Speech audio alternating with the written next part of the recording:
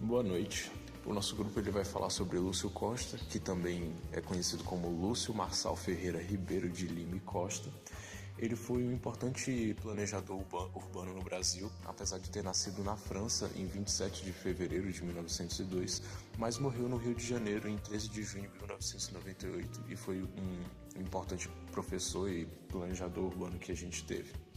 Ele defendia monumentos da arquitetura neocolonial, mas rompeu com essa formação e recebeu a influência do arquiteto franco-suíço Le Corbusier. Ele morreu com 96 anos, bicho. A concepção do projeto talvez mais conhecido dele, o Plano Piloto de Brasília, nasceu de um gesto de quem assinala uma cruz, um símbolo de conquista, de tipo quem marca alguma coisa no mapa.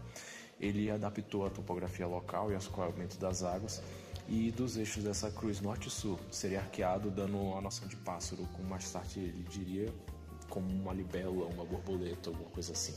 Basicamente, ele constitui no eixo rodoviário no sentido norte-sul, o eixo monumental no sentido leste-oeste. A criação e arquitetura dos monumentos centrais foi designada a Oscar Niemeyer e os cálculos estruturais do engenheiro Joaquim Cardoso. Outro prédio importante que ele construiu é o edifício Gustavo Capanema, ou Palácio Capanema, que também é conhecido pelo seu uso original, que é o prédio do MEC, hoje em dia. Ele está localizado no centro do Rio de Janeiro, na Rua Imprensa número 16. O edifício é considerado um marco no estabelecimento da arquitetura moderna brasileira, tendo sido projetado por uma grande equipe, composta como Lúcio Costa, Carlos Leão, Oscar Niemeyer, entre outros. Ele tem uma grande influência do arquiteto Le Corbusier. O projeto do edifício dessa forma ensaia a utilização da arquitetura funcionalista, de matriz corbusiana, no país, além de introduzir novos elementos. Ela começou em 1936 e foi até 1945.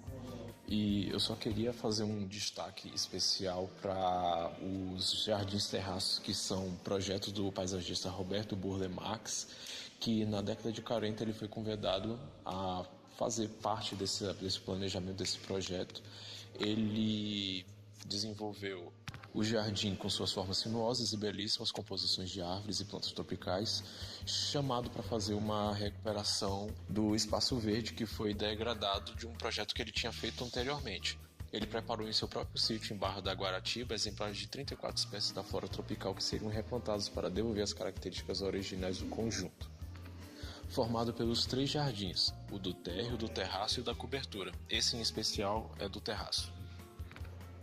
Uma coisa muito interessante que tinha nos projetos do Lúcio Costa é que ele tinha muita afinidade com projetos que tinham cunho ambiental. Um deles é o Parque Eduardo Guindley, ou somente Parque Guindley, que foi concebido originalmente na década de 20 como os jardins da residência de Eduardo Guindley, como um palacete neoclássico. Todos os prédios mantêm uma mesma linguagem visual, marcada pelo uso de pilotis como uma estratégia para lidar com o perfil variável do terreno. Lúcio Costa, ele era um projetista modernista e no modernismo nós temos o uso muito comum de formas geométricas simples, como triângulos, quadrados e círculos, e também o uso dos materiais em evidência, tanto com os materiais como as partes estruturais, como as vigas, os pilares e o concreto aparente. Ele é muito comum no modernismo.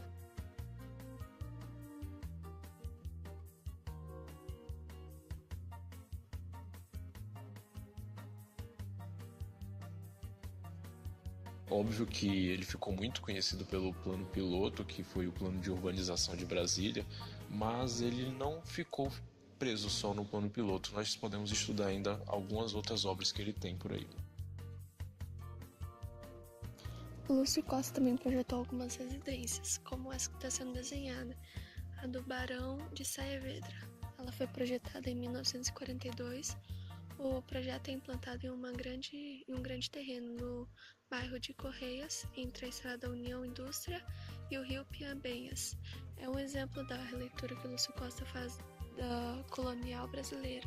Ele utiliza alguns materiais como a telha capa, as janelas como treliça e os austeros assoalhos de madeira em pinha de riga. Toda a edificação ela é feita em formato de L e quase toda é sob pilotis. Tá, tem um clube de jockey do Brasil, também projetado pelo Lúcio Costa. Tanto aquele outro prédio do Ministério da Educação quanto esse ocupam a mesma quadra esplanada no castelo. O clube se levanta vertical na testada leste, em bloco administrativo ligeiramente recuado ao norte e sul.